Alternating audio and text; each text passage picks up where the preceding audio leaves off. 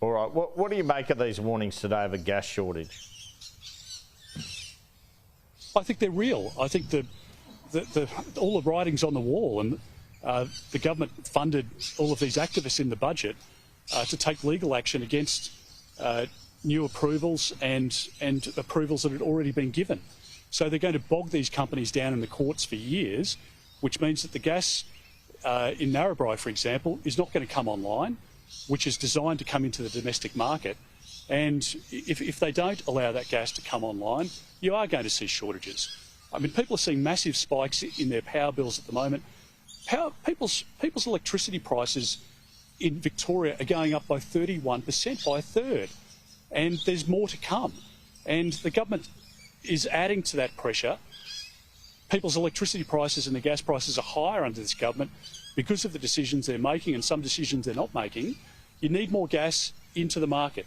Otherwise, given the demand, prices are going to go up. I mean, that sort of economic logic escapes the Prime Minister and the Treasurer, but we're going to see disruption in power supplies. We're going to see blackouts by the advice that we're receiving from the experts. You're going to see a continuation in bills being driven higher because they're trying to turn off the old system before the new system is ready. Everyone wants to see a reduction in emissions. Everyone wants to see renewables come into the system. But the fact is that the local IGA here, their freezers and their cold rooms don't work off the solar panels on their roof. It needs to be firmed up. And if you're going to turn off coal, you're going to turn off gas or make it more difficult for new gas to come into the system, then we are going to see disruption and we are going to see power prices and gas prices continue to go up under this government, and that's the dead opposite of what we need. All right, just finally, there was a report overnight Scott Morrison secretly swore Ben Moreton into administering Home Affairs in the very last days of your time in that portfolio. Do you know why this was or have a view on it?